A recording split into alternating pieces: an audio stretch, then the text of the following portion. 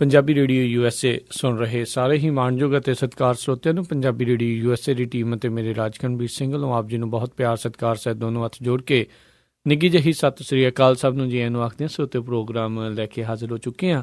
Programme ਖਬਰ ਤੇ ਨਜ਼ਰ ਪ੍ਰੋਗਰਾਮ ਦੇ ਵਿੱਚ ਤੁਹਾਡੇ ਨਾਲ ਅਸੀਂ ਜਿਹੜੀ ਅੱਜ ਦਿਨ ਗੱਲਬਾਤ ਕਰਵਾਉਂਦੇ ਹਾਂ। ਸਾਡੇ ਨਾਲ ਪਟਿਆਲਾ ਸਟੂਡੀਓਜ਼ ਤੋਂ ਜੁੜ ਚੁੱਕੇ ਬਲਤੇਜ ਪੰਨੂ ਜੀ ਹੁਣਾਂ ਨਾਲ। ਬਲਤੇਜ ਪੰਨੂ ਜੀ ਆਇਆਂ ਨੂੰ ਸਤਿ ਸ੍ਰੀ ਅਕਾਲ ਹੈ ਜੀ। ਧੰਨਵਾਦ ਜੀ, ਬਹੁਤ ਮਿਹਰਬਾਨੀ। ਸਤਿ ਸ਼੍ਰੀ ਅਕਾਲ ਜੀ। ਸਾਡੇ ਅੱਜ ਦੇ ਪ੍ਰੋਗਰਾਮ ਖਬਰ ਤੇ ਨਜ਼ਰ ਆ ਇਹਨਾਂ ਨੂੰ ਸਪਾਂਸਰ ਕਰਦੇ ਨੇ ਖਾਲਸਾ ਇੰਸ਼ੋਰੈਂਸ ਏਜੰਸੀ ਵਾਲੇ, ਜਿਨ੍ਹਾਂ ਦੇ ਕੋਲੋਂ ਤੁਸੀਂ ਹਰ ਤਰ੍ਹਾਂ ਦੀ ਇੰਸ਼ੋਰੈਂਸ ਕਰਵਾ ਸਕਦੇ ਹੋ। Phone number 408-272-2500। ਚਰਨਜੀਤ ਸਿੰਘ, ਰਜਿੰਦਰ ਕੌਰ, ਰਜਿੰਦਰ ਕੁਮਾਰ ਜੀ, ਹਰਕੇਵਲ ਸਿੰਘ, ਰਵਿੰਦਰ ਕੌਰ ਅਟਵਾਲ, ਗੁਰਦੀਪ ਸਿੰਘ ਵਿਰਦੀ ਅਤੇ ਗੁਰਜੀਤ ਸਿੰਘ ਝਾਂਪੁਰ ਜੀ। ਅਸੀਂ ਇਹਨਾਂ ਸਾਰਿਆਂ ਦਾ ਬਹੁਤ ਬਹੁਤ ਧੰਨਵਾਦ ਕਰਦੇ ਹਾਂ। ਜੇ ਤੁਸੀਂ ਜਾਂ ਕੋਈ ਹੋਰ ਕਾਰੋਬਾਰ ਇਸ ਪ੍ਰੋਗਰਾਮ ਨੂੰ ਸਪਾਂਸਰ ਕਰਨਾ ਚਾਹੁੰਦੇ ਹੋ, ਉਸ ਦੇ ਲਈ ਸੰਪਰਕ ਕਰ ਸਕਦੇ ਹੋ। ਨੰਬਰ 408-722-7698, 4087227698 ਦੇ ਉੱਤੇ। ਅਤੇ ਜਿੱਦਾਂ ਤੁਸੀਂ ਜਾਣਦੇ ਹੋ ਜੀ, ਸਾਡੇ ਪ੍ਰੋਗਰਾਮ ਖਬਰ ਤੇ ਨਜ਼ਰ ਦੇ ਵਿੱਚ ਜਿਹੜੀ ਗੱਲਬਾਤ ਹੁੰਦੀ ਹੈ ਪੰਜਾਬ ਭਾਰਤ ਭਰ ਦੀਆਂ ਜਿਹੜੀਆਂ ਵਿਸ਼ੇਸ਼ ਖਬਰਾਂ ਹੁੰਦੀਆਂ ਉਹਨਾਂ ਦੇ ਪਿੱਛੇ ਕੀ ਛਿਪਿਆ ਆ ਉਸ ਦੇ ਉੱਤੇ। ਅਤੇ ਬਲਦੇਜ ਪੰਨੂ ਜੀ, ਆਪਣੀ ਗੱਲਬਾਤ ਦਾ ਜਿਹੜਾ ਸਿਲਸਿਲਾ ਆ ਉਹ ਸ਼ੁਰੂ ਕਰਦੇ ਹਾਂ। ਪ੍ਰਧਾਨ ਮੰਤਰੀ ਮੋਦੀ ਹੁਣਾਂ ਵੱਲੋਂ ਦਿੱਲੀ ਸਰਕਾਰ ਤੇ ਹਮਲਾ, ਕੀ ਕਿਹਾ ਜੀ ਇਹਨਾਂ ਨੇ ਇਸ ਵਾਰ? ਅਜੇ ਤਾਂ ਸਹੁੰ ਹੀ ਚੁੱਕੀ ਹੈ ਜੀ ਦਿੱਲੀ ਦੀ ਸਰਕਾਰ ਨੇ। ਸ਼ਾਇਦ ਕਿਤੇ ਨਾ ਕਿਤੇ ਬੀਜੇਪੀ ਜਿਹੜੀ ਹੈ ਜੀ ਉਹਨੂੰ ਇਸ ਗੱਲ ਦਾ ਡਰ ਤਾਂ ਸਤਾ ਰਿਹਾ ਹੋਊਗਾ ਨਾ ਜੀ ਕਿ ਜਿਹੜੀ MCD ਹੈ ਉਹਦੇ ਵਿੱਚ ਬਹੁਤ ਕੁਛ ਬੇਨਿਯਮੀਆਂ ਜਿਹੜੀਆਂ ਪਿਛਲੇ ਸਮੇਂ ਦੇ ਦੌਰਾਨ ਹੋਈਆਂ ਨੇ, ਜਿਹਦੇ ਉੱਤੇ ਭਾਰਤੀ ਜਨਤਾ ਪਾਰਟੀ ਜਿਹੜੀ ਆ ਉਹ ਕਾਬਜ਼ ਹੈ।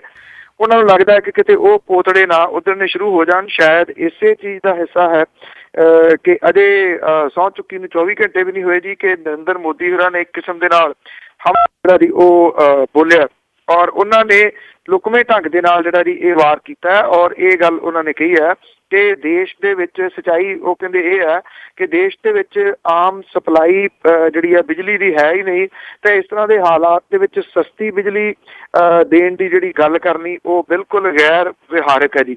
ਉਹਨਾਂ ਨੇ ਕਿਹਾ ਕਿ ਜਿਹੜੀ ਊਰਜਾ ਆ ਉਹਨੂੰ ਸੰਭਾਲ ਕੇ ਰੱਖਣਾ ਚਾਹੀਦਾ, ਜਿਹਦੀ ਕਿ ਮਨੁੱਖੀ ਜਾਤੀ ਦੇ ਵਿੱਚ ਵਿਕਾਸ ਦੇ ਵਿੱਚ ਇੱਕ ਬਹੁਤ ਵੱਡੀ ਅਹਿਮ ਗੱਲ ਹੈ। ਉਹਨਾਂ ਨੇ ਕਿਹਾ ਕਿ ਆਉਣ ਵਾਲੀਆਂ ਜਿਹੜੀਆਂ ਪੀੜ੍ਹੀਆਂ ਨੇ ਉਹਨਾਂ ਨੂੰ ਅਸੀਂ ਇਹ ਚੀਜ਼ਾਂ ਜਿਹੜੀਆਂ ਦੇ ਕੇ ਜਾਣੀਆਂ ਨੇ। ਇਸ ਕਰਕੇ ਜੇ ਕੋਈ ਸਸਤੀ ਬਿਜਲੀ ਜਿਹੜੀ ਦਿੰਦਾ ਤੇ ਉਹਨੂੰ ਕਿਸੇ ਵੀ ਹਾਲਤ ਦੇ ਨਾਲ ਠੀਕ ਨਹੀਂ ਠਹਿਰਾਇਆ ਜਾ ਸਕਦਾ।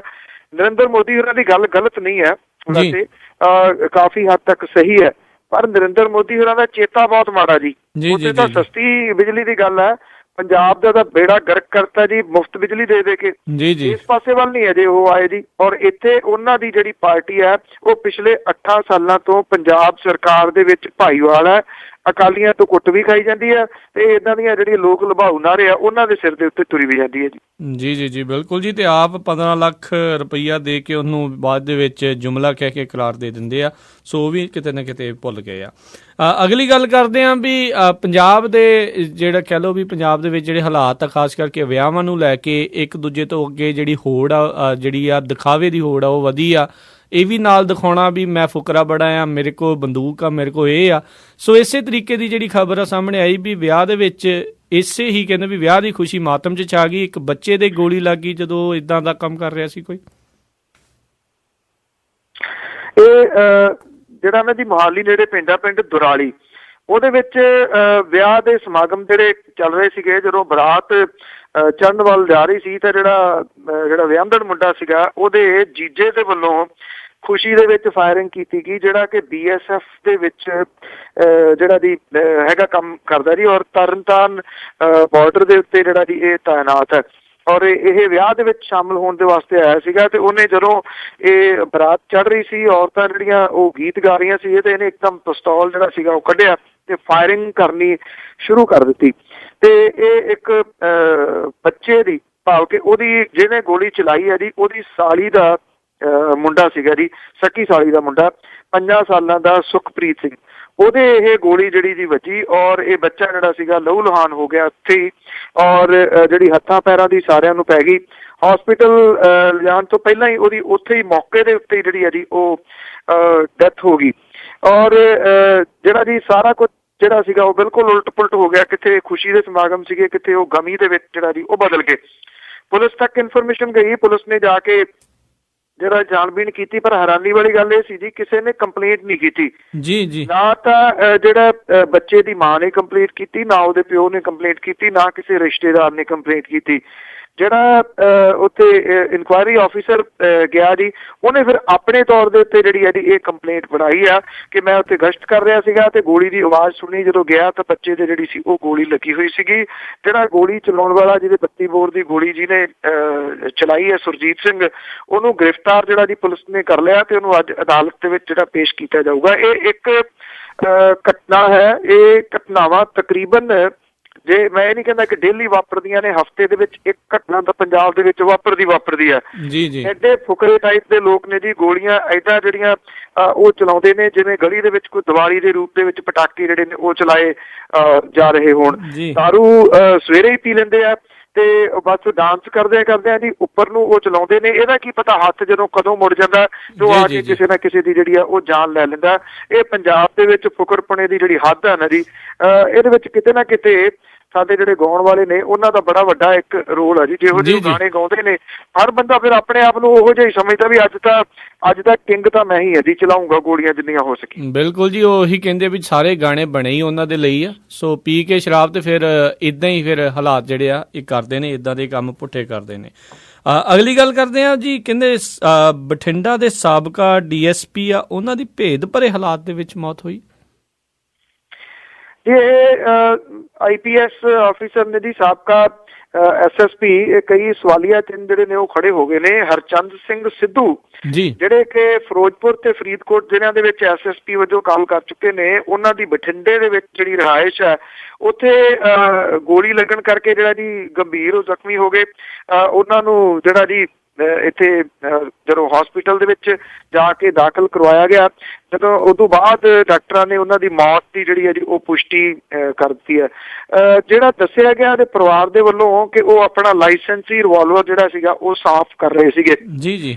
ਕੁਝ ਦਿਨ ਪਹਿਲਾਂ ਜਿਹੜੇ ਇਹ ਸਾਬਕਾ SSP ਸਿੱਧੂ ਨੇ, ਉਹਨਾਂ ਦਾ ਉੱਥੇ ਹਸਪੀਟਲ ਦੇ ਵਿੱਚ ਜਿਹੜਾ ਮੈਕ ਸੁਪਰ ਸਪੈਸ਼ਲਿਟੀ ਹਸਪੀਟਲ ਹੈ, ਉਹਦੇ ਵਿੱਚ ਉਹਨਾਂ ਦੇ ਪੇਟ ਦਾ ਆਪਰੇਸ਼ਨ ਜਿਹੜਾ ਹੋਇਆ ਸੀਗਾ। ਇਹ ਗੰਭੀਰ ਜਿਹੜੀ ਬਿਮਾਰੀ ਤੋਂ ਬਾਅਦ ਉਹ ਆਰਾਮ ਕਰ ਰਹੇ ਸੀਗੇ। ਜਿਹੜਾ ਹਥਿਆਰ ਉਹਨਾਂ ਦਾ ਸਾਫ਼ ਕਰਨਾ, ਜਿਹੜਾ ਕਿ ਬੰਦਾ ਜਿਹੜਾ ਬੈੱਡ ਦੇ ਉੱਤੇ ਪਿਆ ਹੋਇਆ ਜੀ, ਉਹਨੂੰ ਕਿੱਥੋਂ ਇੱਕਦਮ ਜਿਹੜੀ ਉਹ ਸੁਝੀ, ਇਹ ਸਮਝ ਨਹੀਂ ਆ ਰਹੀ ਜੀ ਕਿਸੇ ਨੂੰ, ਨਾ ਇਹ ਕਿਸੇ ਨੂੰ ਹਜਮ ਹੋ ਰਹੀ ਹੈ। ਉਹਨਾਂ ਦਾ ਇੱਕ ਬੇਟਾ ਜਿਹੜਾ ਜੀ ਉਹ ਕੈਨੇਡਾ ਦੇ ਵਿੱਚ ਰਹਿੰਦਾ ਤੇ ਉਹ ਇੱਕ ਦਿਨ ਪਹਿਲਾਂ ਹੀ ਜਿਹੜਾ ਸੀਗਾ ਜੀ ਇੱਥੇ ਵਾਪਸ ਆਇਆ ਸੀਗਾ ਆਪਣੇ ਪਿਤਾ ਦਾ ਹਾਲ ਚਾਲ ਜਿਹੜਾ ਜੀ ਉਹ ਪੁੱਛਣ ਦੇ ਵਾਸਤੇ, ਔਰ ਆਉਂਦਿਆਂ ਸਾਰ ਹੀ ਉਹਨੂੰ ਜਿਹੜੀ ਹੈ ਜੀ ਇਹ ਖਬਰ ਲੱਗ ਗਈ। ਇਹ ਵੀ ਕਿਹਾ ਜਾ ਰਿਹਾ ਜੀ ਕਿ ਪੁਲਿਸ ਦੀ ਜਿਹੜੀ ਕਹਾਣੀ ਹੈ ਉਹ ਸ਼ੱਕੀ ਹੈ ਕਿਤੇ ਨਾ ਕਿਤੇ, ਕਿ ਜਦੋਂ ਜਿਹੜੇ ਸਿੱਧੂ ਸੀਗੇ ਉਹਨਾਂ ਨੂੰ ਮੈਕ ਸੁਪਰ ਸਪੈਸ਼ਲਿਟੀ ਹਸਪੀਟਲ ਦੇ ਵਿੱਚ ਭਰਤੀ ਕਰਾਇਆ ਗਿਆ, ਫਿਰ ਕਿਸੇ ਵੱਡੀ ਮੈਡੀਕਲ ਸੰਸਥਾ ਦੇ ਵਿੱਚ ਲਿਜਾਣ ਦੀ ਬਜਾਏ ਬਠਿੰਡਾ ਦੇ ਸਰਕਾਰੀ ਹਸਪੀਟਲ ਦੇ ਵਿੱਚ ਦਾਖਲ ਕਰਵਾਇਆ ਗਿਆ, ਜਿੱਥੇ ਡਾਕਟਰਾਂ ਨੇ ਉਹਨਾਂ ਨੂੰ 5:30 ਵਜੇ ਜਿਹੜਾ 4:45 ਵਜੇ ਸੀਗਾ ਉਹ ਮ੍ਰਿਤਕ ਐਲਾਨਿਆ ਗਿਆ। ਜਦੋਂ ਉਹ ਅਫੋਰਡ ਕਰਦੇ ਨੇ ਆਪਣਾ ਇਲਾਜ ਜਿਹੜਾ ਜੀ ਏਡੇ ਵੱਡੇ ਪ੍ਰਾਈਵੇਟ ਹਸਪੀਟਲ 'ਚੋਂ ਕਰਾਉਂਦੇ ਨੇ, ਤਾਂ ਜਦੋਂ ਇਹ ਗੋਲੀ ਵਾਲੀ ਘਟਨਾ ਹੋਈ ਤੇ ਫਿਰ ਸਰਕਾਰੀ ਹਸਪੀਟਲ ਦੇ ਵਿੱਚ ਉਹਨਾਂ ਨੂੰ ਕਿਉਂ ਲੈ ਕੇ ਗਏ? ਜੀ ਜੀ। ਹਾਲਾਂਕਿ ਮੌਤ ਦੇ ਉੱਤੇ ਮੌਤ ਤਾਂ ਮੌਤ ਹੈ, ਬਹੁਤੇ ਕਿੰਤੂ ਪਰੰਤੂ ਨਹੀਂ ਹੋਣੇ ਚਾਹੀਦੇ, ਪਰ ਫਿਰ ਵੀ ਇਹ ਜਿਹੜੇ ਸ਼ੱਕੀ ਹੈ ਨਾ ਜੀ ਉਹ ਗੱਲਾਂ ਦੱਸਦੀਆਂ ਨੇ। ਤੇ ਬਠਿੰਡਾ ਦੇ ਤੇ ਪਟਿਆਲੇ ਦੇ ਵਿੱਚ ਵੀ ਕੁਝ ਸਮਾਂ ਪਹਿਲਾਂ SSP ਤਾਇਨਾਤ ਸਨ, ਉਹ ਵੀ ਆਪਣੀ ਜਿਹੜੀ AK-47 ਸਾਫ਼ ਕਰਦੇ ਆ, ਜਿਹੜੀ ਕਿ ਉਹਨਾਂ ਦੇ ਗਾਰਡਾਂ ਕੋਲੇ ਸੀ, ਉਹ ਆਪ ਕਿਉਂ ਸਾਫ਼ ਕਰੀ ਜਾਂਦੇ ਸੀਗੇ, ਉਹ ਭੇਦ ਹੀ ਬਣ ਕੇ ਰਹਿ ਗਿਆ ਜੀ। ਇਸੇ ਤਰ੍ਹਾਂ ਦਾ ਇਹ ਜਿਹੜੀ ਘਟਨਾ ਵਾਪਰੀ ਹੈ ਜੀ ਜੀ। ਬਿਲਕੁਲ ਬਿਲਕੁਲ। ਤੇ ਅਗਲੀ ਜਿਹੜੀ ਗੱਲ ਕਰਦੇ ਹਾਂ ਜੀ, ਭਾਰਤ ਤੋਂ ਜਿਹੜਾ ਕਾਲਾ ਧਨ ਵਾਪਸ ਜਿਹੜਾ ਬਾਹਰਲੇ ਮੁਲਕਾਂ 'ਚ ਬੈਠਾ, ਖਾਸ ਕਰਕੇ ਸਵਿਟਜ਼ਰਲੈਂਡ ਦੇ ਬੈਂਕਾਂ ਦੇ ਵਿੱਚ, ਉੱਥੋਂ ਵਾਪਸ ਲਿਆਉਣ ਦੇ ਲਈ ਜਿਹੜੀ ਏਜੰਸੀ ਲੱਗੀ ਹੈ CBI ਦੇ ਨਾਲ, ਇੱਕ ਹੋਰ ਨਵੀਂ ਏਜੰਸੀ ਸ਼ਾਮਿਲ ਹੋ ਗਈ ਹੈ ਇਸ ਜਾਂਚ ਜੀ। ਇਹ ਐਕਚੁਅਲੀ ਵਿਦੇਸ਼ਾਂ ਦੇ ਵਿੱਚ ਪਿਆ ਹੋਇਆ ਜਿਹੜਾ ਗੈਰ ਕਾਨੂੰਨੀ ਤਰੀਕੇ ਦਾ ਜਿਹੜੀ ਬਲੈਕ ਮਨੀ ਹੈ ਜੀ, ਇਹਦੇ ਵਿੱਚ ਜਿਹੜੀ SIT ਦਾ ਗਠਨ ਹੋਇਆ, ਇਹਦੇ ਵਿੱਚ ਸਾਰੀਆਂ ਇਨਫੋਰਸਮੈਂਟ ਤੇ ਜਾਂਚ ਏਜੰਸੀਆਂ ਵਿਚਕਾਰ ਜਿਹੜਾ ਜੀ ਤਾਲਮੇਲ ਰੱਖਣ ਦੇ ਵਾਸਤੇ ਇੱਕ ਹੋਰ ਏਜੰਸੀ ਜਿਹੜੀ ਹੈ ਜੀ CEIB ਜਿਹੜਾ ਜੀ ਉਹਨੂੰ ਸ਼ਾਮਿਲ ਕਰ ਲਿਆ ਗਿਆ ਜੀ। ਜਿਹੜੀ ਇਹ ਵਿਦੇਸ਼ ਜਿਹੜੀ ਤਾਲਮੇਲ ਏਜੰਸੀ ਹੈ ਜੀ, ਉਹਦੇ ਵੱਲੋਂ ਇਨਫੋਰਸਮੈਂਟ ਡਾਇਰੈਕਟੋਰੇਟ ਦਾ ਨਾਮ ਤਾਂ ਲਿਆ ਗਿਆ ਸੀਗਾ, ਪਰ ਇਸ ਅਹਿਮ ਮਾਮਲੇ ਦੇ ਵਾਸਤੇ ਜਿਹੜੀਆਂ ਕੇਂਦਰੀ ਆਰਥਿਕ ਖੁਫੀਆ ਬਿਊਰੋ ਆ ਉਹਨੂੰ ਇਹਦੇ ਵਾਸਤੇ ਚੁਣਿਆ ਗਿਆ ਜੀ। CEIB ਦੇ ਕੋਲੇ ਸਾਰੇ ਜਿਹੜੇ ਸਾਧਨ ਹੋਣ ਕਰਕੇ ਇਹਦੀ ਚੋਣ ਜਿਹੜੀ ਆ ਉਹ ਕੀਤੀ ਗਈ ਹੈ। ਔਰ ਇਹ ਹੁਣ 12ਵੀਂ ਏਜੰਸੀ ਹੋਊਗੀ ਜਿਹੜੀ ਇਹਦੇ ਵਿੱਚ ਜਿਹੜੀ ਆ ਜੀ ਉਹ ਸ਼ਾਮਲ ਕੀਤੀ ਗਈ ਹੈ। ਏਜੰਸੀਆਂ ਦਾ ਢੇਰ ਲਾ ਦਿੱਤਾ ਗਿਆ ਜੀ। ਪਰ ਦੂਜੇ ਪਾਸੇ ਜਿਹੜੇ ਭਾਰਤੀ ਜਨਤਾ ਪਾਰਟੀ ਦੇ ਪ੍ਰਧਾਨ ਨੇ, ਜਿਵੇਂ ਤੁਸੀਂ ਉਹਨੇ ਜ਼ਿਕਰ ਕਰਕੇ ਹਟੇ, ਉਹ ਤਾਂ ਕਹਿੰਦੇ ਇਹ ਤਾਂ ਐਵੇਂ ਚੋਣ ਜੁਮਲਾ ਸੀਗਾ ਜੀ। ਔਰ ਭਾਰਤ ਨੂੰ ਸਵਿਟਜ਼ਰਲੈਂਡ ਦੇ ਬੈਂਕਾਂ ਦੇ ਵਿੱਚ ਖੁੱਲੇ ਭਾਰਤੀਆਂ ਦੇ ਖਾਤਿਆਂ ਦੀ ਜਾਣਕਾਰੀ ਹਾਸਲ ਕਰਨ ਦੇ ਵਾਸਤੇ 2018 ਤੱਕ ਉਡੀਕ ਕਰਨੀ ਪਊਗੀ ਜੀ ਸ਼ਾਇਦ ਨੂੰ, ਕਿਉਂਕਿ ਉਦੋਂ ਅਗਲੀਆਂ ਚੋਣਾਂ ਹੋਣਗੀਆਂ, ਫਿਰ ਉਦੋਂ ਏਦਾਂ ਦੇ ਜੁਮਲੇ ਜਿਹੜੇ ਨੇ ਫੇਰ ਸੁੱਟੇ ਜਾਣਗੇ ਜੀ। ਸੋ ਸਵਿਸ ਸਰਕਾਰ ਦੀ ਜਿਹੜੀ ਉਹਦੇ ਮੁਤਾਬਿਕ ਜਿਹੜਾ ਜੀ ਇਹ ਦੱਸਿਆ ਜਾ ਰਿਹਾ ਜੀ ਕਿ 40 ਤੋਂ ਜਿਹੜੇ ਭਾਰਤ ਸਣੇ 40 ਤੋਂ ਵੱਧ ਮੁਲਕਾਂ ਨੇ ਜਾਣਕਾਰੀ ਜਿਹੜੀ ਹੈ ਜੀ ਉਹ ਹਾਸਲ ਕਰਨ ਦੇ ਵਾਸਤੇ ਕਿਹਾ। ਔਰ ਇਹ ਮੁਹਿੰਮ ਤਹਿਤ ਪਹਿਲੀ ਜਾਣਕਾਰੀ ਜਿਹੜੀ ਹੈ ਜੀ 2018 ਤੱਕ ਹੀ ਸਾਂਝੀ ਜਿਹੜੀ ਆ ਉਹ ਕੀਤੀ ਜਾ ਸਕਦੀ ਆ। 58 ਮੁਲਕਾਂ ਨੂੰ ਪਹਿਲਾਂ 2017 ਦੇ ਵਿੱਚ ਜਾਣਕਾਰੀ ਮਿਲੂਗੀ। 18 ਦੇ ਵਿੱਚ 35 ਹੋਰ ਮੁਲਕਾਂ ਨੂੰ ਟੈਕਸ ਚੋਰੀ ਤੇ ਖਾਤਿਆਂ ਦੇ ਬਾਰੇ ਜਾਣਕਾਰੀ ਦਿੱਤੀ ਜਾਊਗੀ ਜੀ। ਬਿਲਕੁਲ ਜੀ, ਇਹ ਤਾਂ ਉਦੋਂ ਤੱਕ ਪਤਾ ਲੱਗੂਗਾ ਵੀ ਕੀ ਵਾਕਿਆ ਜਿਹੜੀ ਗੱਲ ਹੁਣ ਮੰਨੀ ਆ, ਬਾਅਦ ਚ ਉਤੋਂ ਬਦਲਣਾ ਚਾਹਣ। ਤੇ ਅਗਲੀ ਜਿਹੜੀ ਆਪਾਂ ਗੱਲ ਕਰਦੇ ਹਾਂ, ਜਿਸ ਦੇ ਵਿੱਚ ਜਿਹੜੇ ਸਰਕਾਰੀ ਏਡਡ ਸਕੂਲ ਹੈਗੇ, ਜਿਹੜੇ ਕਾਫੀ ਸਕੂਲ ਆ ਸਰਕਾਰ ਦੇ ਵੱਲੋਂ ਜਿਨ੍ਹਾਂ ਨੂੰ ਰਿਆਇਤ ਮਿਲਦੀ ਆ ਜਾਂ ਉਹਨਾਂ ਦੇ ਵੱਲੋਂ ਮਿਲਦੇ ਆ, ਉਹਨਾਂ ਦੇ ਕਈ ਅਧਿਆਪਕ ਆ, ਕਾਫੀ ਜਿਹੜੇ ਅਧਿਆਪਕ ਆ ਉਹਨਾਂ ਨੂੰ 10-10 ਮਹੀਨਿਆਂ ਤੋਂ ਤਨਖਾਹ ਹੀ ਨਹੀਂ ਮਿਲੀ। ਉਹਨਾਂ ਦੇ ਗੀਜੇ ਖਾਲੀ ਨੇ ਜੀ। ਪੰਜਾਬ ਦੇ 484 ਸਰਕਾਰੀ ਸਹਾਇਤਾ ਪ੍ਰਾਪਤ ਸਕੂਲ ਨੇ ਜੀ। 4500 ਇਹਨਾਂ ਦੇ ਟੀਚਰ ਨੇ। ਇਹ ਜਿਹੜੇ ਇਹਨਾਂ 4500 ਟੀਚਰ ਨੇ, ਇਹਨਾਂ ਨੂੰ 5 ਤੋਂ 10 ਮਹੀਨਿਆਂ ਤੋਂ ਤਨਖਾਹਾਂ ਜਿਹੜੀਆਂ ਉਹ ਨਹੀਂ ਮਿਲੀਆਂ। ਔਰ ਇਹਨਾਂ ਸਕੂਲਾਂ ਦੇ ਵਿੱਚ ਸਕੂਲ ਮੁਖੀਆਂ ਤੋਂ ਬਿਨਾਂ ਹੀ ਹਜ਼ਾਰਾਂ ਵਿਦਿਆਰਥੀ ਜਿਹੜੇ ਨੇ ਜੀ ਉਹਨਾਂ ਨੂੰ ਵਿੱਦਿਆ ਦਾ ਚਾਨਣ ਜਿਹੜਾ ਜੀ ਉਹ ਦਿੱਤਾ ਜਾ ਰਿਹਾ। 484 ਸਕੂਲਾਂ ਦੇ ਵਿੱਚੋਂ 150 ਪ੍ਰਾਇਮਰੀ ਸਕੂਲਾਂ ਦੇ 1000 ਟੀਚਰਾਂ ਤੇ ਨਾਨ ਟੀਚਿੰਗ ਸਟਾਫ, ਜਿਹਦੇ ਵਿੱਚ ਕਲਰਕ, ਦਰਜਾ 4 ਮੁਲਾਜ਼ਮ ਤੇ ਲੈਬ ਸਟਾਫ ਜਿਹੜਾ ਜੀ ਉਹਨੂੰ ਪਿਛਲੇ 10 ਮਹੀਨਿਆਂ ਤੋਂ ਤਨਖਾਹਾਂ ਜਿਹੜੀਆਂ ਉਹ ਨਹੀਂ ਮਿਲੀਆਂ ਜੀ। ਦੂਜੇ ਪਾਸੇ 334 ਮਿਡਲ, ਹਾਈ ਤੇ ਜਿਹੜੇ ਸੈਕੰਡਰੀ ਸਕੂਲ ਨੇ ਜੀ, ਉਹਨਾਂ ਨੂੰ ਹੀ ਜਿਹੜਾ ਜੀ 3500 ਦੇ ਕਰੀਬ ਟੀਚਰ ਨੇ। ਨਾਨ ਟੀਚਿੰਗ ਸਟਾਫ ਜਿਹੜਾ ਉਹ ਪਿਛਲੇ 5 ਮਹੀਨਿਆਂ ਤੋਂ ਤਨਖਾਹ ਤੋਂ ਵਾਂਝਾ ਜੀ। ਵਿੱਤ ਵਿਭਾਗ ਜਿਹੜਾ ਉਹ ਅਜੇ ਤੱਕ ਇਹਨਾਂ ਟੀਚਰਸ ਨੂੰ ਦੀ ਤਨਖਾਹ ਦੇਣ ਦੇ ਵਾਸਤੇ ਉਹਨਾਂ ਨੇ ਕੋਈ ਬਜਟ ਹੀ ਜਾਰੀ ਨਹੀਂ ਕੀਤਾ। ਔਰ ਜਿਹੜੇ ਕੋਈ ਨੇੜੇ ਭਵਿੱਖ ਦੇ ਵਿੱਚ ਲੱਗਦਾ ਨਹੀਂ ਕਿ ਇਹਨਾਂ ਸਟਾਫ ਜਿਹੜਾ ਇਹਨਾਂ ਨੂੰ ਤਨਖਾਹਾਂ ਜਿਹੜੀਆਂ ਜੀ ਉਹ ਮਿਲਣਗੀਆਂ। ਰਾਜ ਸਰਕਾਰ ਜਿਹੜੀ ਪੰਜਾਬ ਰਾਜ ਸਰਕਾਰ ਹੈ ਉਹ ਏਡਡ ਸਕੂਲਾਂ ਦੇ ਸਟਾਫ ਦੀਆਂ ਤਨਖਾਹਾਂ ਦੇ ਕੁੱਲ ਖਰਚੇ ਦੀ 95% ਗ੍ਰਾਂਟ ਜਿਹੜੀ ਆ ਉਹ ਜਾਰੀ ਕਰਦੀ ਹੈ। ਔਰ 484 ਏਡਡ ਸਕੂਲਾਂ ਵਿੱਚ ਭਾਰਤ ਸਰਕਾਰ ਨੇ ਪਿਛਲੇ 13 ਸਾਲਾਂ ਤੋਂ ਕੋਈ ਨਵੀਂ ਭਰਤੀ ਨਹੀਂ ਕੀਤੀ। ਜਿਹੜੇ ਪੰਜਾਬ ਸਰਕਾਰ ਦੇ ਵੱਲੋਂ ਪੂਰੇ ਸਾਲ ਦਾ ਬਜਟ ਜਾਰੀ ਕਰਨ ਦੀ ਥਾਂ ਹੁਣ ਟੁੱਟਵੇਂ ਢੰਗ ਦੇ ਨਾਲ ਤਨਖਾਹਾਂ ਦੀਆਂ ਗਰਾਂਟਾਂ ਜਿਹੜੀਆਂ ਨੇ ਉਹ ਦਿੱਤੀਆਂ ਜਾ ਰਹੀਆਂ ਨੇ। ਹੁਣ ਇਹ ਟੀਚਰ ਕਹਿੰਦੇ ਜੀ ਕਿ ਇਹਨਾਂ ਨੇ ਕੱਸੇ ਨੇ ਕਮਰ ਕੱਸੇ। ਔਰ ਦਿੱਲੀ ਦੇ ਵਿੱਚ ਜਿਹੜੇ ਪੜ੍ਹਾਏ ਕਹਿੰਦੇ ਜੀ ਪੜ੍ਹਾਵਾਂਗੇ ਨਹੀਂ ਅਸੀਂ ਨਿਆਣਿਆਂ ਨੂੰ, ਬਲਕਿ ਚੰਡੀਗੜ੍ਹ ਦੇ ਵਿੱਚ ਜਾ ਕੇ, ਮਾਫ਼ ਕਰਨਾ ਦਿੱਲੀ ਨਹੀਂ, ਚੰਡੀਗੜ੍ਹ ਦੇ ਵਿੱਚ ਜਾ ਕੇ ਜਿਹੜੇ ਆ ਜੀ ਉਹ ਮੁਜ਼ਾਹਰੇ ਸਰਕਾਰ ਦੇ ਖਿਲਾਫ ਜਿਹੜੇ ਕਰਨਗੇ ਕਿ 10-10 ਮਹੀਨੇ ਤੋਂ ਅਸੀਂ ਬਿਨਾਂ ਤਨਖਾਹਾਂ ਤੋਂ ਤੁਰੇ ਫਿਰਦੇ ਹਾਂ, ਕਿਵੇਂ ਪੜ੍ਹਾਈਏ ਨਿਆਣੇ। ਜੀ ਬਿਲਕੁਲ। ਤੇ ਅਗਲੀ ਜਿਹੜੀ ਆਪਾਂ ਗੱਲ ਕਰਦੇ ਹਾਂ ਵੀ ਧੂਰੀ ਨੇੜੇ ਇੱਕ ਪਿੰਡ ਦੇ ਵਿੱਚ ਮੁੱਖ ਮੰਤਰੀ ਬਾਦਲ ਹੁਣਾਂ ਨੂੰ ਕੁਝ ਕੁੜੀਆਂ ਲਾਜਵਾਬ ਕਰ ਗਈਆਂ। ਲਾਜਵਾਬ ਤਾਂ ਉਹ ਕਈ ਵਾਰੀ ਹੋ ਜਾਂਦੇ ਨੇ, ਪਰ ਪ੍ਰੌੜ ਸਿਆਸਤਦਾਨ ਨੇ ਨਾ, ਸ਼ਰੂਡ ਪੋਲੀਟੀਸ਼ੀਅਨ ਨੇ, ਇਸ ਕਰਕੇ ਨਿਕਲ ਜਾਂਦੇ ਨੇ ਜੀ। ਬੇਨੜਾ ਪਿੰਡ ਪੈਂਦਾ ਜਿਹੜਾ ਇੱਥੇ ਧੂਰੀ ਦੇ ਨੇੜੇ ਆ ਜੀ, ਜਿਹੜਾ ਅਡੋਪਟ ਵੀ ਕੀਤਾ ਹੈ ਭਗਵੰਤ ਮਾਨ ਹੋਰਾਂ ਨੇ ਮਾਡਲ ਗਰਾਊਂਡ ਵਜੋਂ। ਉੱਥੇ ਜਦੋਂ ਗ੍ਰਾਂਟਾਂ ਵੰਡ ਰਹੇ ਸਨ, ਵੰਡਣ ਵਾਸਤੇ ਗਏ ਸਨ ਜੀ, ਸੰਗਤ ਦਰਸ਼ਨ ਕਰਦੇ ਆ, ਉੱਥੇ ਕੁਝ ਲੜਕੀਆਂ ਆਈਆਂ, ਉਹਨਾਂ ਨੇ ਬਾਦਲ ਸਾਹਿਬ ਦੇ ਨਾਲ ਮਿਲਣੀ ਕੀਤੀ। ਇਹ ਕਿਹਾ ਕਿ ਅਸੀਂ ਧੀਆਂ ਦਾ ਤਿਉਹਾਰ ਜਿਹੜਾ ਜੀ ਪਿੰਡ ਦੇ ਵਿੱਚ ਮਨਾ ਰਹੀਆਂ ਆ, ਕੁਝ 4 ਪੈਸੇ ਸਾਨੂੰ ਵੀ ਦੇ ਦਿਓ ਤਾਂ ਕਿ ਉਹਦੇ ਨਾਲ ਕੋਈ ਚੰਗਾ ਸਮਾਗਮ ਜਿਹੜਾ ਜੀ ਕਰ ਲਈਏ। ਬਾਦਲ ਸਾਹਿਬ ਕਹਿੰਦੇ ਜੀ ਪੈਸੇ ਤਾਂ ਮੈਂ ਦੇ ਦਿੱਤੇ, ਜਿਹੜਾ ਇੱਥੇ ਤੁਹਾਡੇ ਕਲੱਬਾਂ ਨੇ ਉਹਨਾਂ ਨਾਲ ਕੋਈ ਗੱਲਬਾਤ ਕਰ ਲਓ ਤੇ ਥੋੜੇ ਬਹੁਤੇ ਪੈਸੇ ਜਿਹੜੇ ਆ ਤੁਸੀਂ ਵੀ ਕਲੱਬਾਂ ਤੋਂ ਲੈ ਲਓ। ਤਾਂ ਉਹਨਾਂ ਕੁੜੀਆਂ ਨੇ ਅਗਲੀ ਗੱਲ ਜਿਹੜੀ ਪੜ੍ਹੀਆਂ ਲਿਖੀਆਂ ਸੀਗੀਆਂ ਜੀ, ਉਹਨਾਂ ਨੇ ਕਿਹਾ ਬਾਦਲ ਸਾਹਿਬ ਅਸੀਂ ਸਰਕਾਰ ਕੋਲੋਂ ਗ੍ਰਾਂਟ ਨਹੀਂ ਮੰਗ ਰਹੇ, ਨਾ ਅਸੀਂ ਕਲੱਬਾਂ ਕੋਲੋਂ ਜਾ ਕੇ ਮੰਗ ਰਹੇ ਹਾਂ, ਅਸੀਂ ਤਾਂ ਤੁਹਾਨੂੰ ਇਹ ਕਹਿ ਰਹੇ ਹਾਂ ਕਿ ਆਪਣੀ ਜੇਬ ਦੇ ਵਿੱਚੋਂ ਜਿਹੜਾ ਜੀ ਕੁਝ ਜੇ ਤੁਸੀਂ ਦੇ ਰਹੇ ਹੋ ਤਾਂ ਇਹਦੇ ਨਾਲ ਇੱਕ ਤਾਂ ਸਾਡਾ ਸਮਾਗਮ ਹੋਊਗਾ, ਇੱਕ ਚੰਗੀ ਪਿਰਤ ਪਊਗੀ। ਜਦੋਂ ਧੀਆਂ ਨੇ ਸਮਾਗਮ ਕਰਨਾ ਸੀਗਾ ਉਹਦੇ ਵਿੱਚ ਜਿਹੜੇ ਬਾਦਲ ਸਾਹਿਬ ਨੇ ਆਪਣੀ ਜੇਬ ਦੇ ਵਿੱਚੋਂ ਕੁਝ ਦੇ ਗਏ। ਉਹ ਕਹਿੰਦੇ ਉਹ ਨਹੀਂ ਪੈਸੇ ਮਿਲਦੇ ਹੁੰਦੇ, ਮੇਰੀ ਤਾਂ ਜੇਬ ਦੇ ਵਿੱਚ ਜਿਹੜਾ ਜੀ ਉਹ ਕੁਝ ਹੁੰਦਾ ਹੀ ਨਹੀਂ। ਨਵੀਂ ਜਨਰੇਸ਼ਨ ਆ ਜੀ, ਪੁਰਾਣੀਆਂ ਚੀਜ਼ਾਂ ਜਿਹੜੀਆਂ ਭੁੱਲਦੀਆਂ ਜਾਂਦੀਆਂ। ਸਾਡੇ ਟਾਈਮ ਦੇ ਉੱਤੇ ਪੜ੍ਹਦੇ ਹੁੰਦੇ ਸੀ ਵੀ ਚਿਰਾਪੂੰਜੀ ਦੀਆਂ ਪਹਾੜੀਆਂ ਨੇ ਇੱਥੇ, ਜਿਹਦੇ ਅੰਦਰ ਜਿਹੜਾ ਕੁਝ ਜਾ ਸਕਦਾ ਬਾਹਰ ਨਹੀਂ ਆ ਸਕਦਾ। ਸੋ ਇਹ ਬਾਦਲ ਪਰਿਵਾਰ ਤਾਂ ਉਹ ਚਿਰਾਪੂੰਜੀ ਦੀਆਂ ਪਹਾੜੀਆਂ ਨੇ ਜੀ ਜੀ ਜੀ ਜੀ ਬਿਲਕੁਲ ਜੀ। ਪੈ ਕੇ ਮੀਂਹ ਵਰਸਾਏ ਪਏ ਆ ਇਹਨਾਂ ਨੇ ਅੰਦਰ। ਤੇ ਅਗਲੀ ਜਿਹੜੀ ਆਪਾਂ ਗੱਲ ਕਰਦੇ ਹਾਂ ਨਿਗਮ ਦੀਆਂ ਚੋਣਾਂ ਆ, ਇਹ ਬਹੁਤਾ ਲੜਾਈਆਂ ਦਾ ਘਰ ਹੀ ਸਾਬਤ ਹੋ ਰਿਹਾ। ਜਗ੍ਹਾ ਜਗ੍ਹਾ ਦੇ ਉੱਤੇ ਇਹੀ ਖਬਰਾਂ ਆ ਰਹੀਆਂ। ਬਿਲਕੁਲ ਜੀ, ਆਪਾਂ ਕਈ ਵਾਰੀ ਇਹ ਗੱਲ ਪਹਿਲਾਂ ਵੀ ਕੀਤੀ ਹੈ ਜੀ ਕਿ ਇਹ ਤਾਂ ਅਸਲ ਦੇ ਵਿੱਚ ਨਾ ਜੀ ਅਪੁਆਇੰਟ ਕਰ ਦੇਣੇ ਚਾਹੀਦੇ ਨੇ ਜਿਹਦੀ ਵੀ ਸਰਕਾਰ ਬਣਦੀ ਹੈ। ਐਵੇਂ ਮਤਲਬ ਤੋਂ ਪੈਸੇ ਦੀ ਬਰਬਾਦੀ, ਇੱਕ ਦੂਜੇ ਦੇ ਖਿਲਾਫ ਡਾਂਗਾਂ ਜਿਹੜੀਆਂ ਉਹ ਕੱਢੀ ਫਿਰਦੇ ਨੇ। ਇੱਕ ਕਤਲ ਵੀ ਜਿਹੜਾ ਹੋ ਚੁੱਕਾ ਫੂਲ ਦੇ ਏਰੀਏ ਦੇ ਵਿੱਚ, ਆਪਾਂ ਪਹਿਲਾਂ ਵੀ ਸਾਂਝਾ ਕਰ ਚੁੱਕੇ ਆ ਜੀ। ਉਹ ਸਾਰਾ ਕੁਝ ਜਿਹੜਾ ਜੀ ਉਹ ਚੱਲੀ ਜਾ ਰਿਹਾ। ਮਾਨਸੇ ਦੇ ਵਿੱਚ ਕਾਂਗਰਸ ਤੇ PPP ਦਾ ਤੋੜ ਵਿਛੋੜਾ ਜਿਹੜਾ ਜੀ ਹੋ ਗਿਆ। PPP ਵਾਲੇ ਇਸ ਆਸਤੇ ਵਿੱਚ ਤੁਰੇ ਫਿਰਦੇ ਰਹੇ ਕਿ ਸਾਡੇ ਵਾਸਤੇ ਤਾਂ ਉਹਨਾਂ ਨੇ ਜਿਹੜੇ ਵਾਰਡ ਨੇ ਛੱਡੇ ਹੋਏ ਨੇ ਕਾਂਗਰਸ ਨੇ, ਤੇ ਅਸੀਂ ਉੱਥੋਂ ਵਾਰਡਾਂ 'ਚੋਂ ਖੜੇ ਕਰਨੇ ਆ। ਹੁਣ ਪਤਾ ਇਹ ਲੱਗਾ ਜੀ ਨਹੀਂ, ਉੱਥੋਂ ਤਾਂ ਕਾਂਗਰਸ ਖੜੇ ਵੀ ਕਰ ਗਈ ਹੈ, ਭਾਵ ਕਿ PPP ਨੂੰ ਜਿਹੜਾ ਜੀ ਉਹ ਸਾਈਡ ਲਾਈਨ ਉੱਥੋਂ ਕਰ ਦਿੱਤਾ ਗਿਆ। ਬਠਿੰਡੇ ਦੇ ਵਿੱਚ ਜਿਹੜੇ ਬਾਗੀ ਉਮੀਦਵਾਰ ਖੜੇ ਹੋ ਗਏ ਆ ਤਕਰੀਬਨ ਕਾਫੀ ਵਾਰਡਾਂ ਤੋਂ, ਔਰ ਹੁਣ ਜਿਹੜਾ ਅਕਾਲੀ ਦਲ ਹੈ ਜੀ ਉਹ ਦਿੰਦਾ ਫਿਰਦਾ ਧਮਕੀਆਂ ਉਹਨਾਂ ਨੂੰ ਕਿ ਬਾਗੀ ਜਿਹੜੇ 24 ਘੰਟਿਆਂ ਦੇ ਵਿੱਚ ਆਪਣੇ ਕਾਗਜ਼ ਪੱਤਰ ਜਿਹੜੇ ਨੇ ਉਹ ਵਾਪਸ ਲੈਣ। ਗੁਰੂ ਹਰਸਹਾਏ ਜਿੱਥੇ ਕਿ ਰਿਟਰਨਿੰਗ ਆਫਿਸਰ ਨੇ ਭਰਨੀ ਨਹੀਂ ਦਿੱਤੇ ਸੀ ਕਿਉਂਕਿ ਅਕਾਲੀਆਂ ਨੇ ਕਬਜ਼ਾ ਕਰ ਲਿਆ ਸੀ ਆਫਿਸ ਦੇ ਉੱਤੇ, ਤੇ ਉਦੋਂ ਉਹ ਕਬਜ਼ਾ ਛੱਡਿਆ ਜਦੋਂ ਦਫ਼ਤਰ ਬੰਦ ਕਰਨ ਦਾ ਟਾਈਮ ਜਿਹੜਾ ਸੀਗਾ ਉਹ ਆ ਗਿਆ। ਤਰਨਤਾਰਨ ਦੀ ਨਗਰ ਕੌਂਸਲ ਦੇ ਵਿੱਚ ਇਸ ਵੇਲੇ ਅਕਾਲੀ ਤੇ BJP ਵਾਲੇ ਜਿਹੜੇ ਨੇ ਉਹ ਆਮੋ ਸਾਹਮਣੇ ਨੇ, ਉਹ ਆਪਸ ਦੇ ਵਿੱਚ ਹੀ ਜਿਹੜਾ ਜੀ ਉਹ ਚੋਣ ਜਿਹੜਾ ਜੀ ਲੜ ਰਹੇ ਨੇ।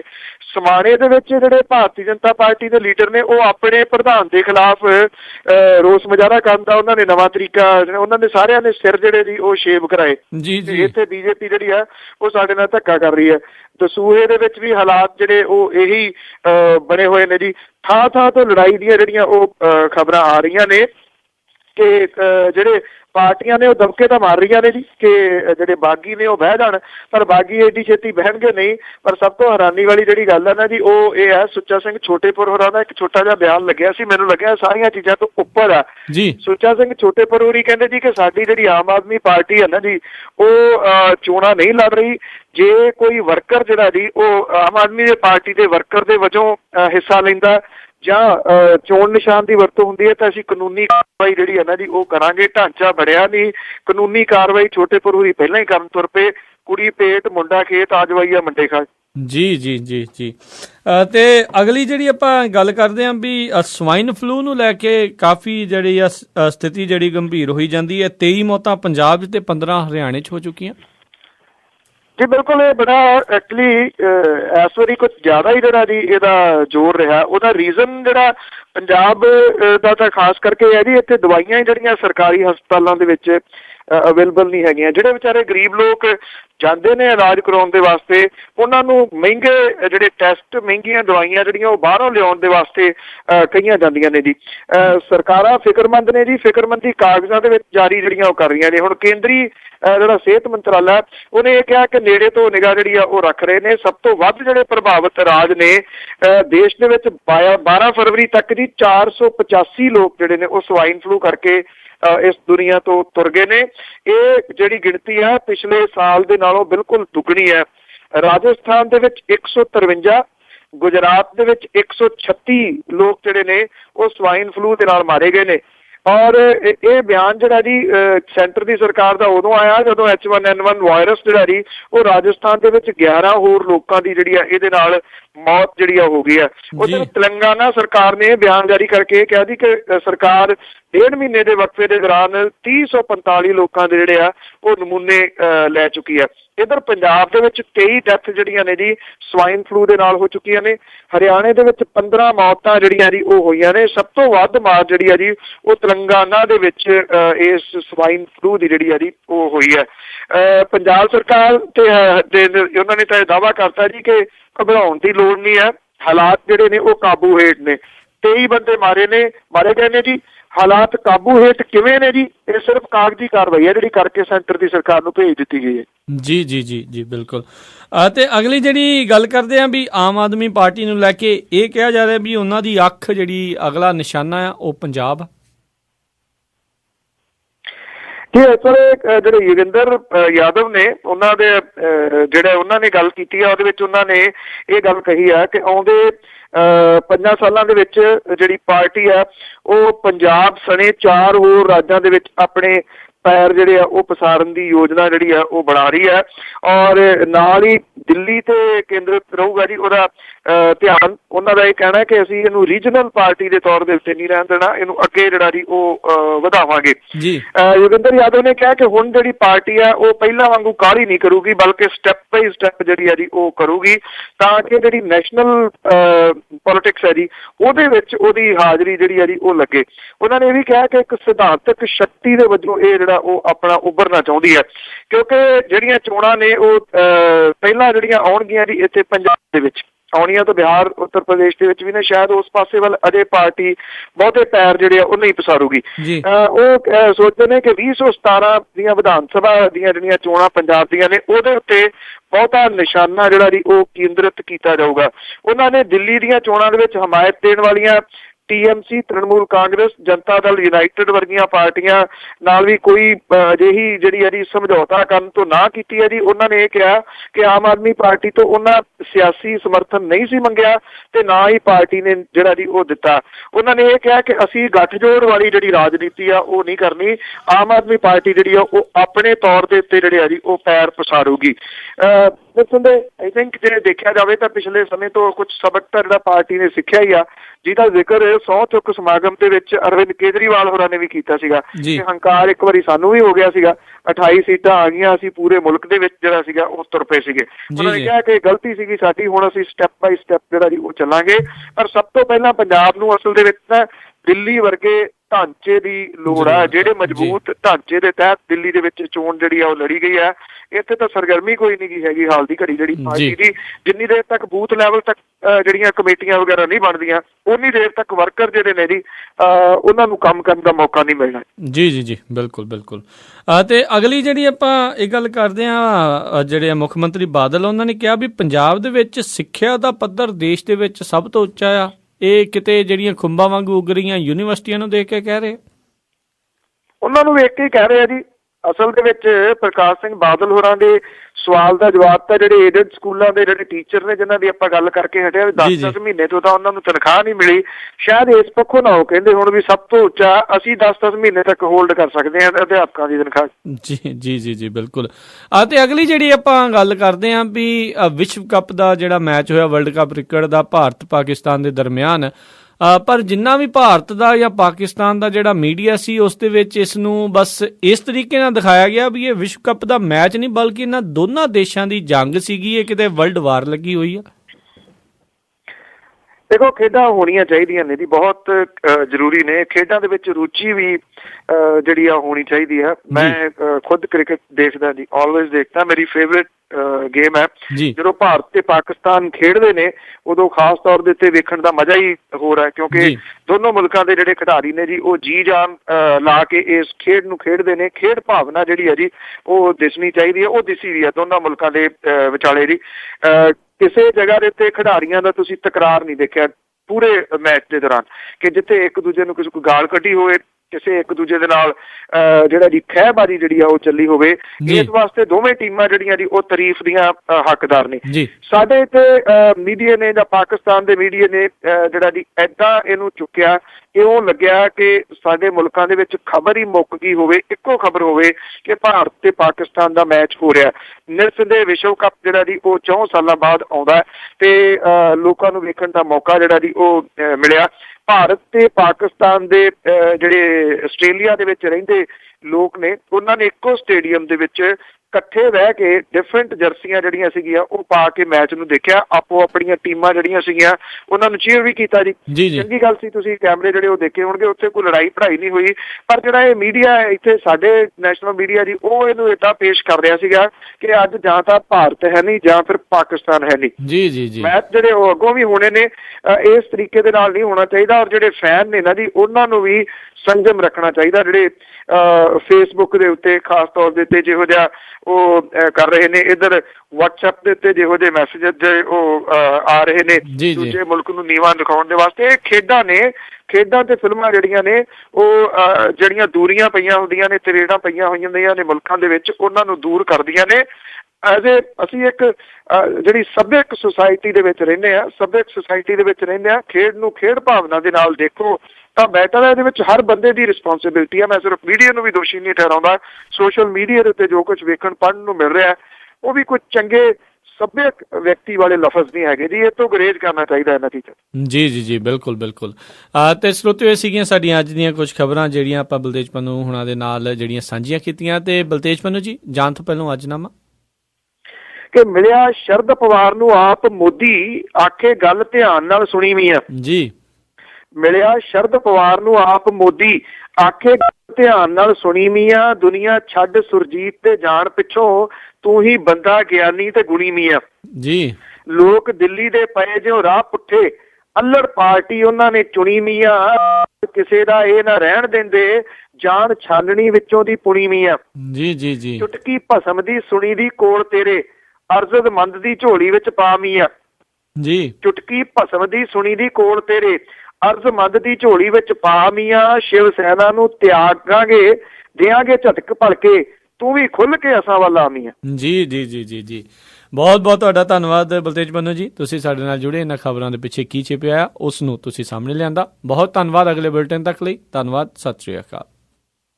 ਮਿਹਰਬਾਨੀ ਜੀ, ਥੈਂਕ ਯੂ ਵੈਰੀ ਮਚ। ਸਤਿ ਸ਼੍ਰੀ ਅਕਾਲ। ਸੋ ਤੁਸੀਂ ਸੁਣ ਰਹੇ ਸੀ ਜੀ ਆਪਾਂ ਅੱਜ ਦਾ ਇਹ ਪ੍ਰੋਗਰਾਮ ਖਬਰ ਤੇ ਨਜ਼ਰ। ਅੱਜ ਦਾ ਪ੍ਰੋਗਰਾਮ ਹੁਣ ਇੱਥੇ ਹੀ ਸਮਾਪਤ ਹੁੰਦਾ ਆ। ਅਗਲੇ ਬੁਲੇਟਿਨ ਤੱਕ ਲਈ ਮੈਨੂੰ ਵੀ ਇਜਾਜ਼ਤ ਦਿਓ। ਮੇਰੇ ਵੱਲੋਂ ਆਪ ਜੀ ਨੂੰ ਬਹੁਤ ਹੀ ਪਿਆਰ ਸਤਿਕਾਰ ਸਹਿਤ ਦੋਨੋਂ ਅੱਜ ਜੋੜ ਕੇ ਨਿੱਘੀ ਜਿਹੀ ਸਤਿ ਸ਼੍ਰੀ ਅਕਾਲ। ਜਿਉਂਦੇ ਵਾਸਤੇ ਰਹੋ, ਹੱਸਦੇ ਖੇਲਦੇ ਰਹੋ ਤੇ ਸੁਣਦੇ ਰਹੋ ਪੰਜਾਬੀ ਰੇਡੀਓ USA।